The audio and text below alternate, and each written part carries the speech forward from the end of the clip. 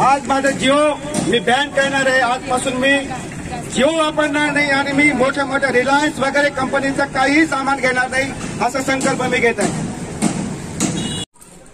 ताई, अभी बहुत सारे लोग जियो को बैन कर रहे हैं और जियो को बैन करने के बाद जियो की तरफ से कॉल आता है कि किसान आंदोलन और जियो का क्या संबंध है, और आप क्या कहना चाहेंगे जियो बैन करने के बारे में और जियो के बारे में?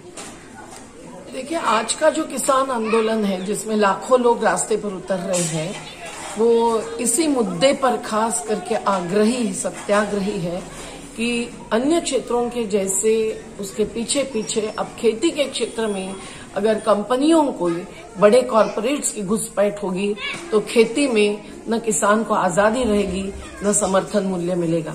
उल्टी खेती हड़पने की साजिशें ये बड़ी कंपनियां पूंजी निवेशक बनकर कॉन्ट्रैक्ट फार्मिंग में चलाएगी, निजी मंडियों में चलाएगी, और जब अत्यावश्यक वस्तु अधिनियम को बदला हुआ संशोधित अधिनियम में उनको जमाखोरी की यानी एक प्रकार की लूट की छूट दी है, तो वो उससे भी देश के आम जनता की, गरीबों की अन्न सुरक्षा खत्म करने की दिशा में ही बढ़ेंगे. और इसीलिए आज के देश में अडानी, अंबानी जैसे जो बड़े कॉरपोरेट्स हैं, जिनका लॉकडाउन में भी कमाई का अगर हिस्सा देखेंगे तो वो अब्जावधि रुपयों का रहा है, और वो अब दुनिया में पहले दूसरे नंबर पर आए हैं, जबकि देश की गरीब जनता गरीब और अधिक गरीब होती जा रही है. तो इसीलिए खेती, खेतीहर और अपनी आजीविका, अपनी अन्न सुरक्षा बचाने के लिए लड़ने वाले लोगों ने पंजाब से शुरुआत होकर अब इन बड़े कॉरपोरेट्स को सीधी और प्रत्यक्ष चुनौती देना तय किया है, और उसमें प्रथम नंबर है अंबानी के जियो का. जियो की सिम इन्होंने सस्ती में सस्ती क्या मुफ्त में भी दे दी, और बाद में धीरे धीरे अपनी प्राइस, अपनी कीमत बढ़ाई, और उन्होंने ऐसा अवकाश पर हावी होना किया है कि जिसके कारण जो सार्वजनिक उद्योग रहा बीएसएनएल का, जिसमें हजारों कर्मचारी काम करते थे, लेकिन आज बीएसएनएल का अवकाश ही नहीं, बीएसएनएल का पूरा दायरा और उनकी सेवा ही खत्म होती रही है. आज कहीं भी आप जाओ तो जियो के सिवाय नहीं चलता, और एक एक तहसील के छोटे मोटे कस्बे में भी वो 10 टावर्स खड़े कर रहे हैं.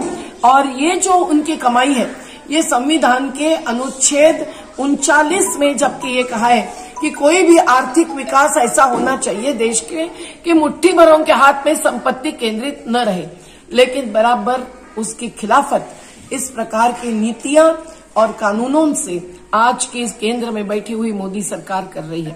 इसलिए ये बिल्कुल नहीं है कि किसान आंदोलन और कॉर्पोरेटाइजेशन में कोई संबंध नहीं है.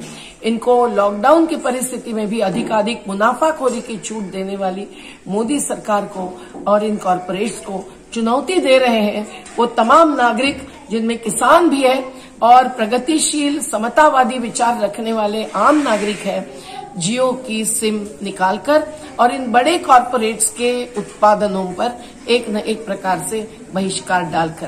केवल महाराष्ट्र में खबर है कि 1 करोड़ लोगों ने अपनी जियो की सिम नकारी है.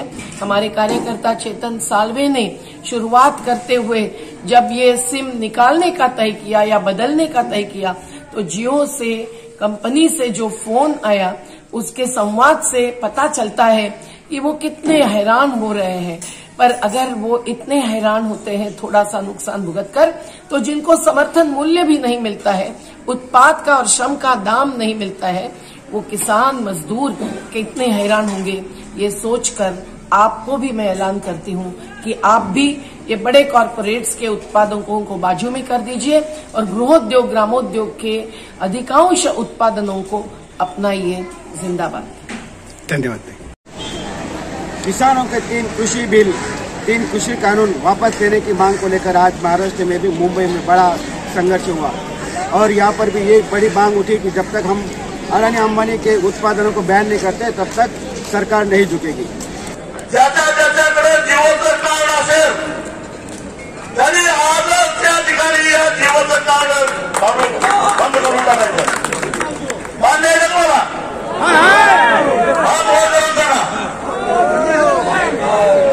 नाही, इथं जिओच्या कार्डाची होळी मी करणारच आहे.